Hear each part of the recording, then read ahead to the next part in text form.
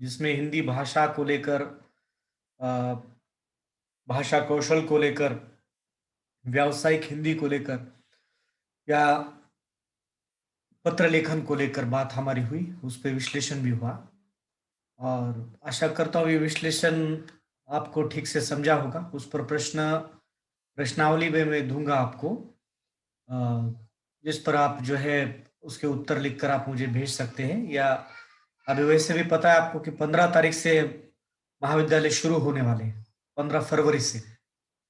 तो offline education हमारा नियत जो टाइम टेबल है, उस टाइम टेबल के अनुसार कॉलेज में शुरू हो जाएगा।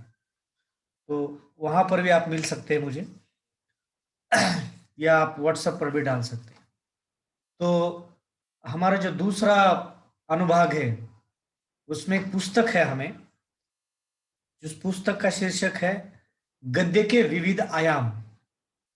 गद्य के विविध आयाम, इसके अंतर्गत जो है हमें 5 प्रकार के साहित्यिक विधाएं हैं। हमारी एक 5 विधाएं हैं, जिसमें जिसके अंतर्गत आत्मवृत्त है,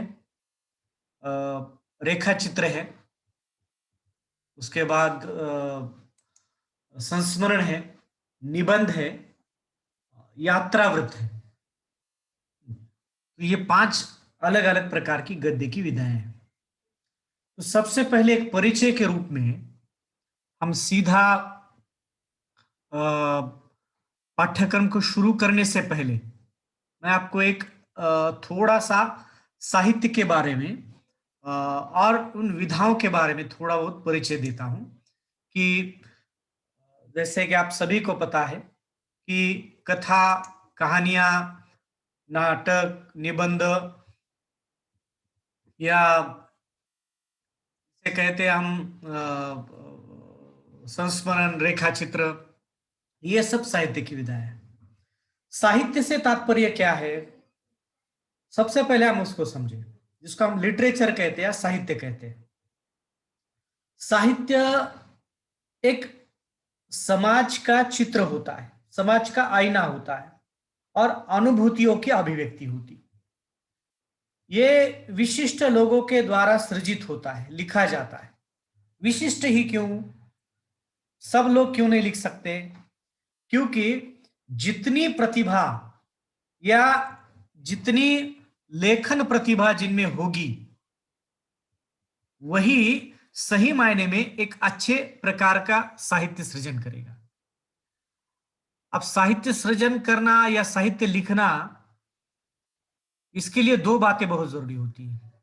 एक तो क्रिएटिविटी जन्मजात रूप में उसमें होनी चाहिए, और जन्मजात रूप में जो कौशल है उसका, या जो सृजनात्मकता है, जो क्रिएटिविटी है, उसको थोड़ा अध्ययन को जोड़ दे तो एक अच्छा साहित्यकार बन सकता है।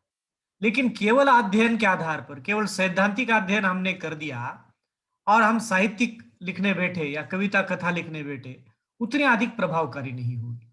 इसलिए कलाकार बहुत कम लोग होते हैं, चाहे वो संगीत कला, चाहे वो गायक हो, चाहे वो लेखक हो। जितनी भी कलाएं होती है, उन कलाओं के लिए जन्मजात प्रतिभा होना बहुत आवश्यक होता है। तो वो विशिष्ट लोग ही जो है वो साहित्य लिखते हैं। तो साहित्य किसे कहा जाता है? ये लेखक या व्यक्ति जो भी कुछ समाज में देखता है या समाज का जो निरीक्षण करता है, उस निरीक्षण के बलबूते पर वो अपनी तर्क, अपनी कल्पना और प्रतिभा के आधार पर लेखन करता है। उस लेखन को, मतलब अपनी अनुभूति को, पहले एक हाथ चीज का अनुभव कर लेना, निरीक्षण करके अनुभव करना, और उस अनुभव को लेखनी के माध्यम से अभिव्यक्त करना, ये होता है साहित्य।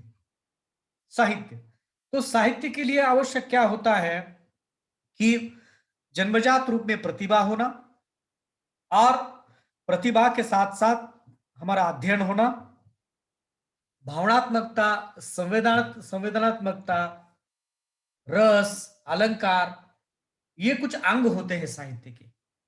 ये साहित्य के अंग होते हैं। इन अंगों के आधार पर ही साहित्य लिखा जाता है। तो फिर हम कहेंगे जो हम समाचार पत्रों में लेख लिखते हैं, या जो पॉलिटिकल साइंस में पाठ होते हैं, या जो सोशियोलॉजी में या हिस्ट्री में पाठ होते हैं, या हिस्ट्री की पुस्तकें, या साहित्य की या सोशियोलॉजी की पुस्तकें, वे साहित्य है क्या? उसमें ही तो अभिव्यक्ति होती है, उसमें भी तो लिखा जाता है। तो वो जो है वो साहित्य नहीं है। जो जिस विधा में भावनात्मकता, संवेदनात्मकता, अलंकारिकता, इसका प्रयोग होता हो, मूल रूप में भावनात्मकता, भावनाओं की अभिव्यक्ति साहित्य है। तो भावना की अभिव्यक्ति जिस कृति में होती है, जिस रचना में होती है, उस रचना को हम साहित्य कहते हैं। तो साहित्य की बाकी पॉलिटिकल साइंस हो, सोशियोलॉजी हो, फिजिक्स हो, केमिस्ट्री हो, इन पुस्तकों को या मैथ की पुस्तकों को हम साहित्य नहीं कहते, क्योंकि उन पुस्तकों में भावनात्मकता को कहीं भी स्थान नहीं है, कल्पनात्मकता को कोई भी स्थान नहीं है। केवल तर्क और विचारों के आधार पर ही यह साहित्य लिखा जाता है। तो इसलिए इसे विज्ञान कहा जाता है, इसलिए इसे साइंस कहा जाता है। पॉलिटिकल साइंस, समाजशास्त्र, राज्य शास्त्र, भौतिक शास्त्र, इसको शास्त्र कहा जाता है। लेकिन कहानी, कथा, कविता, निबंध, उपन्यास, इनको कोई शास्त्र नहीं कहता है, क्योंकि इसमें वैज्ञानिकता का अभाव और अधिकतम भावनात्मकता, संवेदनात्मकता, इसकी अभिव्यक्ति इसमें ज्यादा होती है। तो इसलिए इसे साहित्य कहा जाता है। तो ये दो फर्क आपको समझ में आए होंगे, शास्त्र का और साहित्य का। शास्त्र में मतलब साइंस में 2 और 2 4 ही होते हैं, कहीं पर भी जाओ। लेकिन साहित्य में 2 और 2 5 भी हो सकते हैं, 2 पर 2 22 भी हो सकते। मतलब इधर कल्पनात्मकता को, भावनात्मकता को, संवेदनशीलता को, अलंकारिकता को, अतिशयोक्ति का, इसमें बहुत प्रचुर मात्रा में इसका उपयोग होता है। इसलिए इसे साहित्य की कोटि में रखा जाता है। ये फर्क आपको समझ में आ गया शास्त्र और साहित्य में? Yes sir. हाँ। अब दूसरी बात यह है कि साहित्य लिखा क्यों जाता है, हम क्यों लिखते हैं कविता, कथा, उपन्यास, निबंध वगैरह वगैरह। और साहित्य में होता भी क्या है, तो जैसे मैंने कहा, जो समाज में घटित होता है उसी का निरीक्षण कवि और लेखक करता है, और अपनी प्रतिभा के बलबूते पर, अपने तर्क और कल्पना के बलबूते पर एक विधा लिखता है, एक कविता लिखता है, या कहानी लिखता है, या रचना लिखता है। तो साहित्य करता क्या है? तो साहित्य सबसे बड़ी चीज होती है हमारे शरीर के अंदर, वो होती है हमारा मस्तिष्क। इसको मेंदु कहते हैं, मस्तिष्क, हमारा ब्रेन। हमारे ब्रेन के अंदर असंख्य प्रकार की पेशियां हैं, असंख्य प्रकार के भाव हैं। हमारे शरीर के अंदर जो भी भाव पैदा होते हैं वो हमारे ब्रेन से ही पैदा होते हैं। प्रेम का भाव हो, क्रोध का भाव हो, श्रद्धा का हो, संयम का हो, शंका का हो, धैर्य का हो, वासना का हो, वात्सल्य का हो, विभित्स हो, चाहे किसी भी प्रकार के भाव जो है वो हमारे मस्तिष्क में पैदा होते हैं, हमारे शरीर में पैदा होते हैं। तो ये सभी भाव, सभी व्यक्ति जन्मजात रूप में लेकर आता है, हमारे शरीर के अंदर होते हैं। ये भाव कैसे जागृत होते हैं? हमारे अंदर असंख्य प्रकार के भाव है, 33 भाव माने जाते हैं, 33 प्रकार के भाव। क्रोध भी हमारे अंदर है, धैर्य भी हमारे अंदर है, क्रोध भी हमारे अंदर, धैर्य भी हमारे अंदर है। और आ, आ, जैसे कहे कि हमारे अंदर क्रोध भी है, आनंद भी है, मत्सर भी है, द्वेष भी है, घृणा भी है, या और भी ऐसी भाव जो है वो हमारे भीतर है, हमारे अंदर है, और सभी के अंदर होते हैं। ये उत्पन्न कैसे होते हैं? हमें आनंद कैसे होता है? हमें क्रोध कैसे होता है? हमें घृणा कैसी होती है? हमें कब आनंद होता है? हमारा अंदर आनंद का भाव कब जागृत होता है? जब कोई अच्छी चीज होती है। जब कोई अच्छी चीज जीवन में होती है तो हमारे आनंद का भाव होता है। हमें क्रोध कब आता है?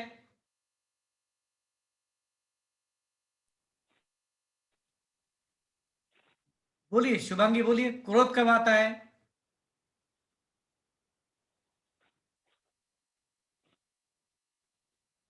क्रोध का भाव कब जागृत होता है हमारे भीतर से?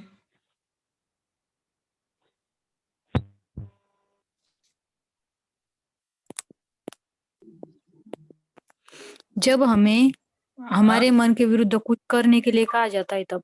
बिल्कुल सही। हमारे मन के विरुद्ध कुछ कहा गया कि क्रोध आ गया, हमारे मन के अनुकूल कुछ हो गया तो आनंद हो गया। हमें ईर्ष्या कब पैदा होती है? ईर्ष्या कोई अपने से अच्छा करता है हाँ, तब। कोई अपने से अच्छा करता है तो ईर्ष्या पैदा होती। देखो, जैसे अब ये फिर पैदा कैसे होते हैं? जैसे मिट्टी होती है ना, मिट्टी, मिट्टी की एक गंध होती है, सुगंध होती है कि नहीं होती है? हाँ सर। वो मिट्टी की गंध कभी आती है हमें? जब बारिश होती है तब। बारिश होती है या उस पर पानी छिड़क देना हम, तो पानी पानी छिड़का। पानी छिड़क देने के बाद या बारिश होने के बाद, मतलब पानी उसके ऊपर गिर गया कि गंध आती है उसकी। तब तक गंध आती है क्या उसकी? नहीं। नहीं आती। मतलब जब बाहर से कोई चीज उस पर पड़ती है, पानी जैसी चीज कोई ऊपर पड़ती है, तो उसकी एक विशिष्ट प्रकार की गंध आती है। तो फिर वैसे ही हमारे अंदर ये जो विभिन्न प्रकार की भाव भावनाएं भरी हुई, ये भावनाएं कब जागृत होती है? जब बाहर की कोई चीज आकर हमारे मस्तिष्क पर पड़ती है ना। जैसे अब मैं क्रोधित नहीं था, लेकिन दूसरे ही पल किसी ने मुझे कुछ चुभा दिया, मुझे गाली दे दी, या मेरे मन के विरुद्ध कोई काम हो गया, तो मैं तुरंत गुस्से में आ जाता हूं। या उतने में ही कोई मुझे खुशी की खबर सुना देता है, तो क्रोध के बाद तुरंत मैं आनंदित हो जाता हूं, खुश हो जाता हूं।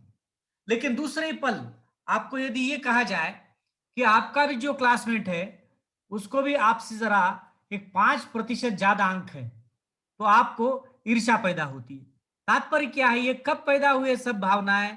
जब कोई बाहर की चीज या बाहरी परिस्थितियां, मतलब क्या है कि हमारे अंदर की भावनाओं को जागृत करने के लिए बाहर की परिस्थितियां जिम्मेदार होती है कि नहीं होती है? होती है। हाँ सर। हाँ, बाहर की परिस्थितियां, मतलब बाहर से ही किसी ने बता दिया, आनंद हो गया। बाहर से ही किसी ने बता दिया, क्रोध हो गया। बाहर से ही किसी ने कुछ कह दिया, ईर्ष्या हो गई। कुछ दृश्य देख लिया हमने आंखों से, मत्सर हो गया, ईर्ष्या हो गई, विभित्सता। ये हमारे शरीर से बाहर से कोई चीज या बाहरी परिस्थितियों का अनुकूल अगर यदि होते हैं हम, तो उसका प्रभाव हमारी भाव भावनाओं पर पड़ता है। ये बात हो गई साफ। अब देखिएगा, अगर शरीर के ऊपर के जो दो प्रकार की बीमारियां होती है, एक मन की बीमारी होती है और एक शरीर पर जो दिखती बीमारी है वो एक होती है। जैसे कोई चोट आपको लग गई, अगर चोट लग गई तो क्या करते हैं हम? ट्रीटमेंट करते हैं सर। उस पर मरहम लगाते हैं, ट्रीटमेंट करते हैं, मतलब उस पर से मरहम लगाया जाता है या और कुछ औषधि लगाई जाती है। मतलब बाहर की चोट कुछ दिनों के बाद जिसे कहा जाए कि मरहम यदि लगाते हैं हम, तो कुछ दिनों में भर दी जाती है, कुछ दिनों में भर दी जाती है। बाहर के घाव हमें दिखाई देते, लेकिन हमारे मन के अंदर जो भाव भावनाएं होती है, उस पर जो आघात होता है, उस पर जो आघात होता है, वो आघात हमें दिखाई देता है क्या? नहीं। नहीं, हम उसको महसूस करते हैं। देखिए, हमारे अंदर बहुत से ऐसे भाव भरे हुए होते हैं, लेकिन सभी भावों का एक बैलेंस होना बहुत जरूरी होता है। हम हमेशा क्रोधित हो जाए तो आपका व्यक्तित्व अच्छा नहीं होता है, या आपके तबीयत के लिए भी अच्छा नहीं होता है। आप हमेशा हंसते रहे, ये भी आपके तबीयत के लिए संभव नहीं है। हमेशा आप ईर्ष्या करते रहे, द्वेष करते रहे, मत्सर करते रहे, ये भी हमारे तबीयत के लिए अच्छा नहीं है। तो हमारे भीतर एक, जैसे देखिएगा कि ये जो अंदर के भाव है वो योग्य समय पर, यथा योग्य समय पर बाहर आना बहुत जरूरी होता है। अगर नहीं आए तो क्या मतलब, आपको आनंदित होना, आपको खुश होना, आपको क्रोधित होना, आपको द्वेष आपके मन में होना, आपके मन में श्रृंगार निर्माण होना, मत्सर निर्माण होना, वात्सल्य निर्माण होना, ये सब जरूरी है। जैसे मानो एक मटके का घड़ा है ना, और उस मटके के घड़े में हमने पानी भर दिया, पानी भर दिया, लेकिन आवश्यकता से ठूस ठूस कर अगर उसको भर दिया जाए, ठूस ठूस कर उसको पानी भर दिया जाए उसकी लिमिट से ज्यादा, तो क्या होता है? पानी पानी मटके और से बाहर फ्लो फ्लो। पानी एक तो ओवरफ्लो होता है, नहीं तो घड़ा फूट जाता है ना। एक तो घड़ा टूट जाएगा, नहीं तो पानी ओवरफ्लो हो जाएगा। तो हमारे अंदर भी उसी इतने प्रकार के भाव होते हैं, वे सभी भाव को हम अंदर अंदर ले रहे हैं, बाहर से ही, बाहर की परिस्थितियों से हमारे अंदर भाव निर्माण हो रहे हैं। ये सभी भाव हम अंदर ही रखेंगे और उसको व्यक्त नहीं करेंगे, बाहर नहीं लाएंगे, तो क्या हो जाएगा फिर?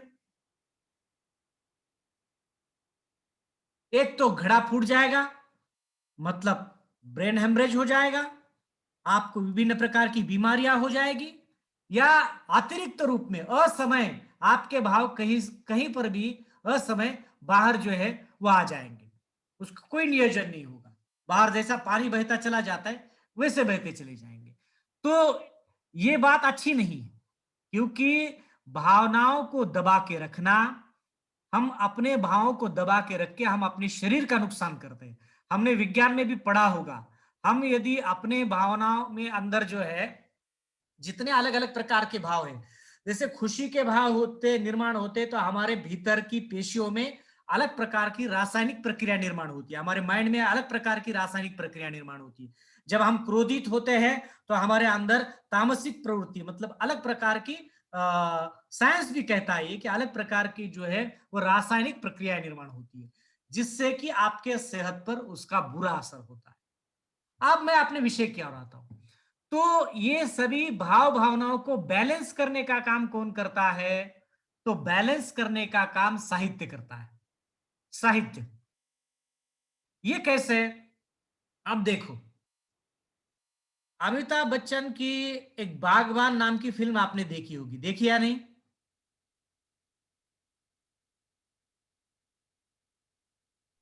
नहीं सर। अच्छा, नहीं देखी। देखिए सर। अच्छा ठीक है, किसी ने देखी होगी, किसी ने नहीं देखी होगी। या कोई दूसरा उदाहरण हम लेते हैं, जैसे कि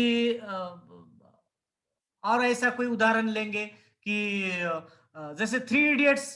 थ्री इडियट्स देखी क्या आपने? Yes sir. अच्छा, हाँ। हाँ, मतलब बहुत लोगों ने देखी। ये फिल्म है, इस फिल्म में हमको पता है ना कि ये फिल्म किसकी फिल्म है? ये थ्री स्टूडेंट्स की। Three student. कौन अभिनेता है उसका?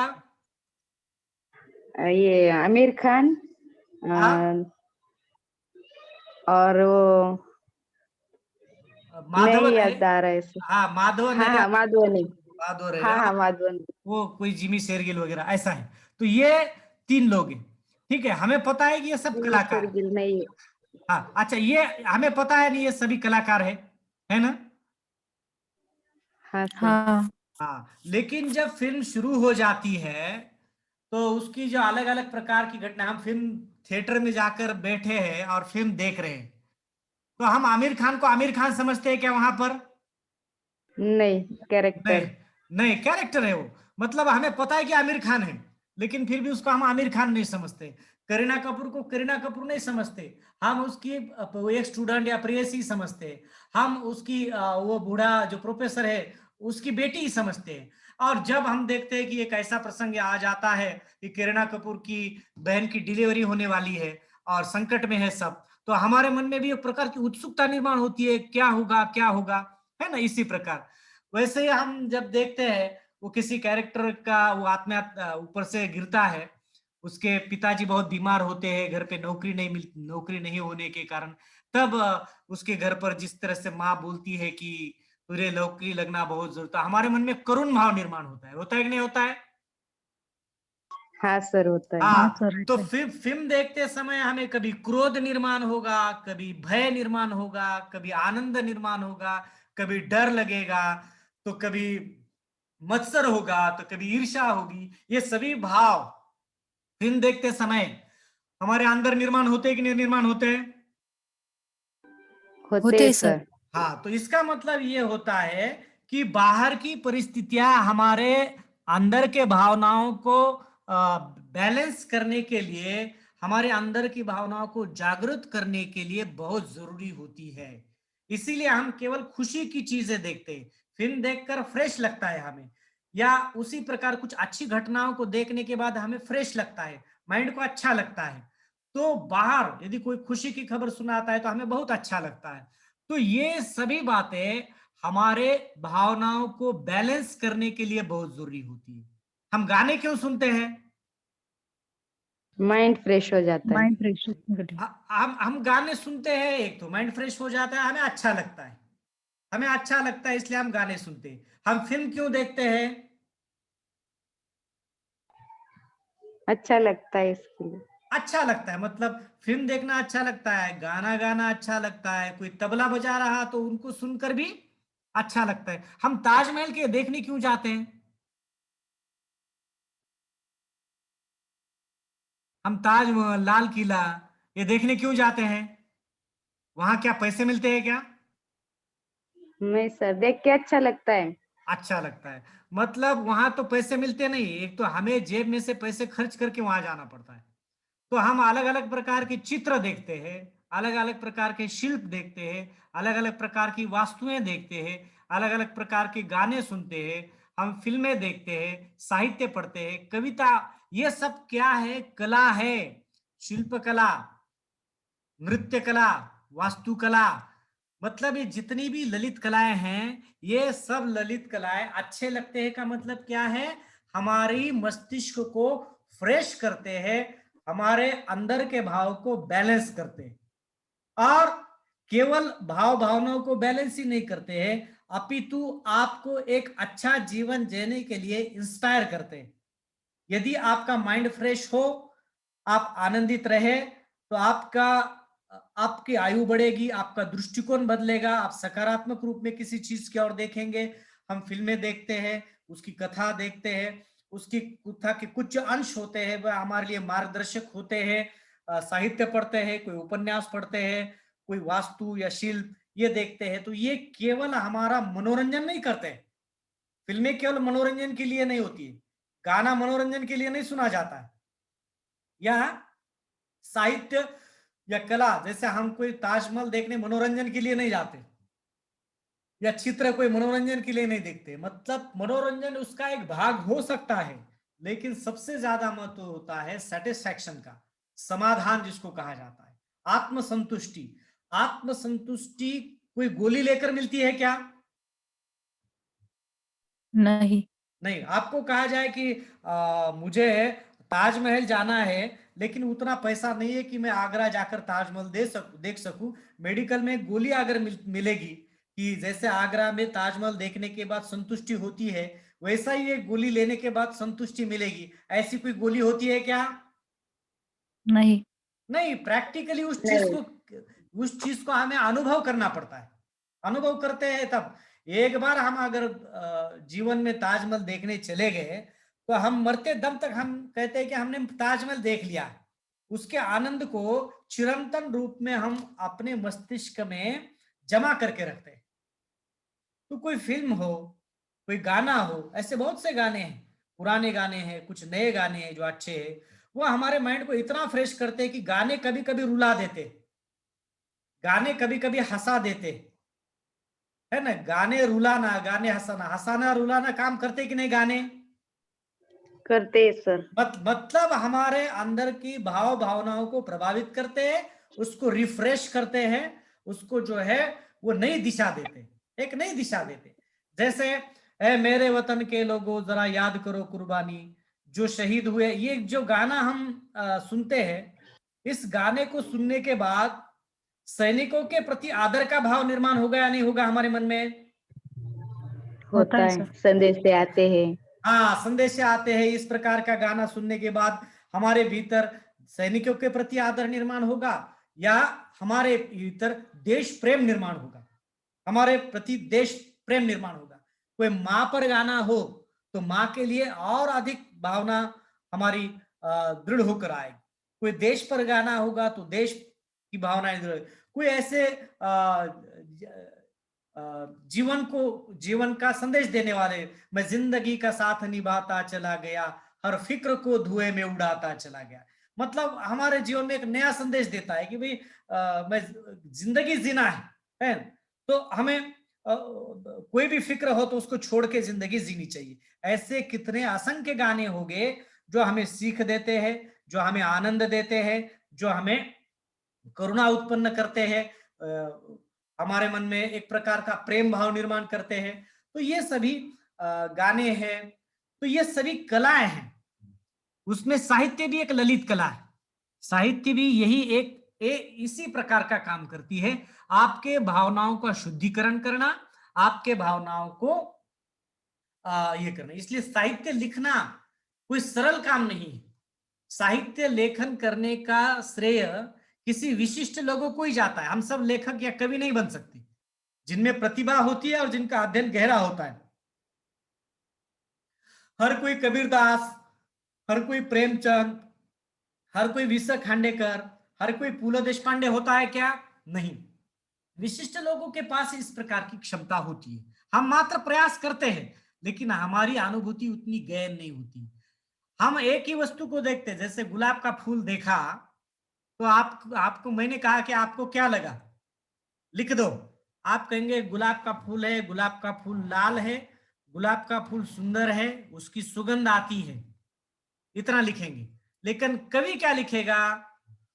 मैंने जो गुलाब का फूल देखा वो क्षणभंगुरता का लक्षण है, क्षणभंगुरता का लक्षण है कि ये आज तो उग गया है, लेकिन शाम होते होते, रात होते होते वो कुम्हला जाएगा। जिंदगी भी वैसी है, कुछ पलों की है, गुलाब के फूल की तरह खिलती है और जीवन के अंत समय में वो कुम्हला जाती है। कोई उसकी क्षणभंगुरता का प्रतीक मानेगा, कोई प्रेम का प्रतीक मानेगा। तो गुलाब के फूल को लेकर हजारों अभिव्यक्तियां वे करते हैं, हजारों प्रकार।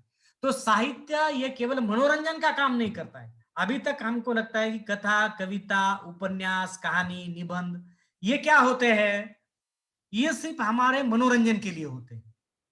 नहीं, ये केवल मनोरंजन का काम नहीं करते हैं, ये भावनाओं का शुद्धिकरण काम करने, जिसकी कोई मेडिकल में दवाई नहीं है। मेडिकल में कोई दवाई नहीं है कि खुश होने की कोई दवाई मिलती है क्या आपको? नहीं सर। नहीं खुश, सर। हाँ, तो खुश होने की दवाई नहीं मिलेगी, संतुष्ट होने की दवाई नहीं मिलेगी, आपको क्रोधित होने की दवाई। हाँ, मानसोपचार तज्ञ क्या करते हैं, कुछ ऐसी गोलियां दे देकर आपको सुलाते हैं, आपको। नींद की दवाई। हाँ, बस बस, बाकी तो नहीं। बाकी आपके अंदर के भाव को जागृत करना और परिपक्व करना, रखना, इसके लिए कोई दवाई उपलब्ध नहीं है। ये हम कला के माध्यम से कर सकते हैं। जो व्यक्ति कला का ऐसा कोई व्यक्ति नहीं है जिनको गाना सुनना अच्छा नहीं लगता। हो सकता है किसी को गाना सुनना अच्छा नहीं लगता हो, लेकिन उसको चित्र देखना अच्छा लगता हो सकता है किसी को चित्र देखना अच्छा नहीं लगता हो, लेकिन पर्यटन करना अच्छा लगता हो।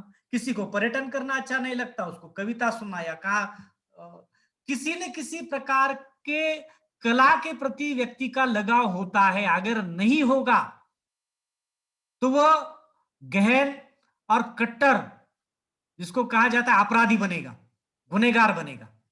तो ये आपको कलाएं क्या करती है, आपको संवेदनशील बनाती है, सेंटिमेंटल बनाती है ना। आपको जो है वो सेंटिमेंटल बनाती है आपको। जैसे दूसरे का दुख देखकर भी आपके मन में दुख निर्माण होता है ना। दूसरे का, जैसे मान लीजिएगा एक आध शादी में हम चले गए, और हम शादी बहुत दूर के रिश्तेदार की भी नहीं हो, किसी दोस्त के यहाँ पर शादी है, वहां हम चले गए, हमारा डायरेक्टली कोई ज्यादा संबंध नहीं। लेकिन जब दुल्हन वहां से जाती है, तब उसके माता पिता या सभी जो लोग, वो विदाई का कार्यक्रम होते हैं ना, तो वो रोने लगते हैं। वो रोने लगते हैं तो हमारे आंखों में भी पानी आता है कि नहीं आता है? हाँ सर। हमें भी थोड़ा दुख होता है, अरे हमारी कोई वो बेटी नहीं है, हमारी कोई बहन नहीं है, फिर भी रोना क्यों आया हमें? भावुक हो गए। हम भावुक हो जाते हैं। कोई किसी की पड़ोसी के घर में मृत्यु हो जाती है, उनका विलाप देखकर हम भावुक हो जाते, हम भावुक हो जाते। कोई छोटा बच्चा खिलखिलाकर हंसता है और तुतले बोलियों में बोलता है, हम खुश हो जाते। तो ये सब जो होता है वह रिफ्रेश, ये हम अनुभूत करने के बाद होता है, महसूस करने के बाद होता है। तो ये महसूस कराने का काम कोई भी कला करती है। हम इसे, हमें इसलिए ये कला जो है हमें संवेदनशील बनाती है। हमें प्रत्यक्ष और प्रत्यक्ष रूप में उस संवेदनशीलता का कोई इंजेक्शन नहीं लगाया जाता, आपको कोई गोली नहीं लगाई जाती, फिर भी आप संवेदनशील क्यों होते हैं? क्योंकि इस कला के प्रति आप जितने जुड़ेंगे, मतलब चाहे वो साहित्य हो, चाहे वो संगीत हो, चाहे वो शिल्प कला हो, वास्तुकला हो, पर्यटन कला हो, जो भी हो, इसमें आप अगर जुड़ेंगे तो आप संवेदनशील बनेंगे। इससे जो दूर चला जाएगा, औरंगजेब जो था ना, औरंगजेब सबसे क्रूर राजा था, हम सभी को पता है, सबसे क्रूर राजा। उसे जो है, कला को तो छोड़ो, घुंघरू अगर बज गए वो भी उसको पसंद नहीं था। मतलब कला के प्रति अत्यंत घृणा का भाव उसका था, इसीलिए वो इतना क्रूर हुआ। हाथी के पैरों के नीचे लोगों को कुचला, अपने भाइयों के गले काटकर वो चौक में लटका दिए। ये कोई भाई कर सकता है क्या? नहीं। ये जो है कोई क्रूर व्यक्ति ही कर सकता है, कोई राक्षसी प्रवृत्ति वाला व्यक्ति ही कर सकता है। तो जितने कला के निकट हम होंगे उतने हम संवेदनशील होते हैं, चाहे कोई कला कोई भी हो, चाहे संगीत। जो इसलिए कहा, शेक्सपियर ने कहा था, जो व्यक्ति गाना नहीं गाता है वो व्यक्ति किसी का खून भी कर सकता है। इसका मतलब क्या है? वो संवेदनशील नहीं है। प्रत्येक व्यक्ति गाना गाता है, इसका मतलब ऐसा नहीं सब गायक है, कोई बाथरूम सिंगर भी होता है। कभी हम शौक के लिए गाते हैं, हमारा आवाज अच्छा है नहीं है वो बात छोड़ दो, लेकिन हम गुनगुनाते तो है। तो ये कला के प्रति हमारी आसक्ति दिखाती है। हम पर्यटन के लिए जाते हैं, हम ताजमहल देखने जाते हैं, हम लाल किला देखने जाते हैं, हम गढ़ किले देखने जाते हैं, हम मकबरा देखने जाते हैं। ये हमारा उस कला के प्रति लगाव है, उस वास्तु के प्रति लगाव है, उसको देखकर हम आनंद और संतुष्ट महसूस करते हैं, इसलिए जाते हैं। हम कोई कविता सुनते हैं, हम कोई कहानी सुनते हैं, हम कोई उपन्यास पढ़ते हैं, हम कोई थिएटर में फिल्म देखते हैं, ये सब हमारे मनोरंजन के लिए नहीं होता है। ये सब हमारे भावनाओं का शुद्धिकरण, या जिसको कहा जाए कि मनुष्य को मनुष्य बनाने का काम। जिसमें संवेदनशीलता नहीं है वो मनुष्य ही नहीं, वो मनुष्य ही नहीं है। आजकल तो जानवरों में भी हमें संवेदनशीलता देखने के लिए मिलती है, जानवरों में भी। तो संवेदनशील जो नहीं है, मनुष्यता की पहचान क्या है? संवेदनशीलता। संवेदनशीलता का मतलब क्या है? उसमें मदद के भाव, उसमें एक दूसरे के प्रति आदर का भाव हो, प्रेम का भाव हो, सहकार्य का भाव हो। दुख, अगर दुखी कोई व्यक्ति है तो उसके प्रति दुख व्यक्त करना, उसको मदद करना, ये संवेदनशीलता के भाव जिसमें होते हैं उसको हम क्या कहते हैं? उसी मनुष्य। को मनुष्य कहते हैं। और जिसमें संवेदनशीलता के भाव नहीं है, मतलब अपनापन क्या है, अपना भाई क्या है, किसको सहकार्य, ये जानवरों में देखने के लिए मिलता है। अधिकतम अधिकतम जानवर किसी को कुचल देते हैं, किसी को खा जाते हैं, किसी को, मतलब उनमें उस प्रकार का भाव होता नहीं है। इसलिए मनुष्य का, तो मनुष्य की पहचान संवेदनशीलता है। और संवेदनशीलता निर्माण किससे होती है? कला के द्वारा निर्माण होती है। और कला हमें संवेदनशील बनाती है, कला हमें मनुष्य बनाती है। इसीलिए कहा गया है कि मनुष्य को मनुष्य बनाने का काम साहित्य करता है। उसे न केवल उपदेश देता है, निरे कोरे उपदेश नहीं है इसमें, उसको संवेदनशील बनाने का काम, इसलिए जागृत करने का काम, उसको भावुक करने का काम, उसको दूसरे के दुख को अपना दुख समझाने का भाव, ये जो है वह साहित्य के माध्यम से किया जाता है, कलाओं के माध्यम से किया जाता है। तो साहित्य उसी प्रकार की एक कला है। ये जो वास्तुकला है, शिल्प कला है, हस्तकला है, जिसे हम बाकी की कलाएं लेते हैं, उनमें से ये एक कला है। ललित कलाओं में साहित्य कला भी एक विशिष्ट प्रकार की कला है। तो साहित्य का महत्व आपके समझ में आ गया क्या? हाँ sir, thank you sir. Sir. हाँ, तो ये बहुत साहित्य, अच्छा लेक्चर है आज का। हाँ हाँ, तो साहित्य इस प्रकार से जो है वो आपको परिपक्व भी बनाता है, आपको आपको जो है वो मैच्योर, जिसको कहा जाता है, मैच्योर भी बनाता है, आपको सहज रूप में दूसरे की मदद हम कैसे कर सकते हैं वो अपने आप बताता। साहित्यकार आपको उपदेश देता नहीं है, साहित्यकार साहित्य करके छोड़ देता है, अपने संवाद उसमें डाल देता है, अपने संवाद। जैसे आमिर खान 3 इडियट्स में कहता है, सफलता की कुंजी क्या है? ये सफलता की कुंजी रटना नहीं है, काबिल बनो, है ना? तो काबिल बनना है तो काबिलियत सीख लो, पहले काबिलियत सीखो। आप किसी को यशस्वी होना है तो हमें रटकर काम नहीं चलेगा, हमें वो काबिलियत को निर्माण करना पड़ेगा। काबिलियत अगर है तो जैसे यश जो है, सफलता आपके पीछे झक मार कर आएगी, वो कहता है। तो ये एक आपको संदेश देता है। तो सभी फिल्में आपको आनंद देती हो ऐसी बात नहीं है, फिल्मों में तो बड़ा लोगों का मनोरंजन का पक्ष ज्यादा होता है, लेकिन बहुत सी फिल्में बहुत बड़ा संदेश देकर चली जाती है। साहित्य हो, कविता हो, कहानी हो, या जितनी भी विधाएं हो, वे सभी विधाएं जो है वह आपके भीतर की संवेदनशीलता को बढ़ाने का काम करती है। आपके भीतर की संवेदनशीलता निर्माण की जा सकती है, वो हम अपने बच्चों में निर्माण कर सकते हैं, लेकिन उसके लिए शर्त यह होती है कि खुद उसने अनुभव करना। हम उसको बपोती के रूप में, मतलब हम उसे पारंपरिक रूप में दे नहीं सकते, वो निर्माण करनी पड़ती। निर्माण कैसे होती है? तो उसको खुद निर्माण करनी पड़ेगी। बच्चे को गुस्सा हम नहीं सिखाते कि कैसे गुस्सा करना, बच्चे को हम आनंदित कैसे होना ये सिखाते नहीं, हम उसका कारण बनते हैं, लेकिन अनुभव खुद उसका होता है। तो साहित्य क्या करता है? हम साहित्य पढ़ने के बाद इसी प्रकार के विभिन्न प्रकार के भाव को हम अनुभूत करते हैं, कभी ईर्ष्या का, कभी मत्सर का, कभी आनंद का, कभी क्रोध का, कभी विभिन्नता का, कभी श्रृंगार का। ये सब अंदर के भाव को निर्माण करने का काम जो है इसके अंतर्गत होता है। तो आज हमारा समय यहाँ समाप्त हो गया है। कल हम जो अलग अलग विधाएं हैं उस विधाओं को लेकर, आत्मव्रत किसे कहते हैं, रेखा चित्र, संस्मरण, इसके बारे में देखेंगे। आपको उद्देश्य समझ में आ गया इसका? हाँ सर। ठीक है, अब कल जो है हम इसी समय लेक्चर लेंगे जिसमें हम विभिन्न प्रकार की विधाओं को लेकर देखेंगे। ठीक है? Okay sir. ठीक है, सभी का बहुत बहुत धन्यवाद। Thank you sir. Thank you. Thank you sir.